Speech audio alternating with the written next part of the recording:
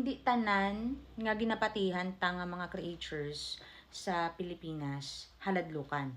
Many of them already have a scientific explanation. Example, ining San Telmo belief naton. Ano ang San Telmo? Many people think nga ang San Telmo in English is Saint Elmo's fire, which is wrong. Very wrong. Because Saint Elmo's fire are streaks. Kurit. Kurit sa sang blue light nga ara usually nagadevelop sa pointy objects. Ang belief sa Pilipinas or sang Visaya sa San Telmo is circular. Circular nga kalayo nga galumpat-lumpat. So definitely, if you compare Saint Elmo's fire and San Telmo, they are very different in terms of physical characteristics. So ano ang proper name sang San Telmo in English? It's actually will of the wisp. In Latin, ignis fatuus. Ignis fatuus.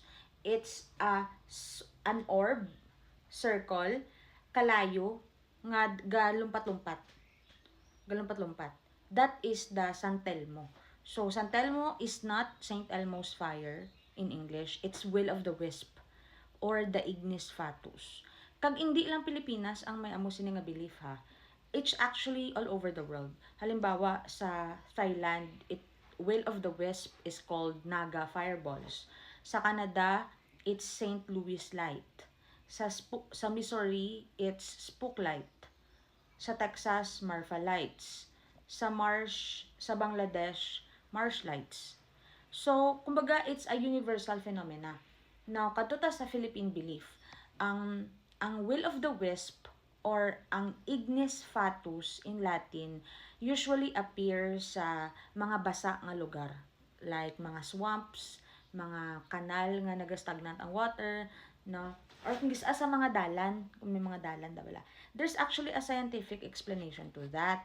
Hambal sang mga scientist, sa ini ko nga mga cases, gisa sa tubig, may ara na napatay balang alawas, either a human being, or mga patay nga sapat, or mga, basta napatay nga sapat in that marshland, nga, that katubian, nga, since nagadunot na siya, nagarot na siya, pagwa ialawas ang mga gas. So, ini nga mga gas, once they mix with the oxygen in the air, they can ignite or makalayo sila.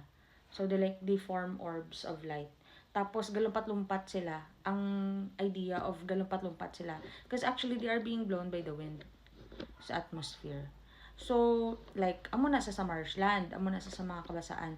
Kung nga sa roads may ara ka San Telmo nga makita is because the same explanation. Gases that are combustible are concentrated in a certain area sa road, tapos they spontaneously ignite when they are mixed with oxygen in the atmosphere. I'm sure, like, for your science teachers, they can say a lot of details about this. They can provide more explanation. But for a literature teacher like me, don't expect much about the chemical process of this. Pero amo na, kumbaga ang basis, ang surface explanation is, may mga gas nga gamix sa air and that they ignite, gakalayo sila. So yun, and that removes the mystery of the San Telmo. Kaya ang pagpati isang mga ninuno naton nga hindi pa nila masyado ma-explain, ang pagpati nila sa mga ninuno, kakita sila sang galakat sila sa dalan, kakita sila sang orb nga galumpat-lumpat. Ila pagpati spirito na dayon, di ba? Nga spirito ni amoni nga hindi siya kuno mahamtang, so galumpat-lumpat da siya seeking for justice. But yeah, in the end, turns out nga scientifically it's explained nga it's a mere chemical reaction. 'Di ba?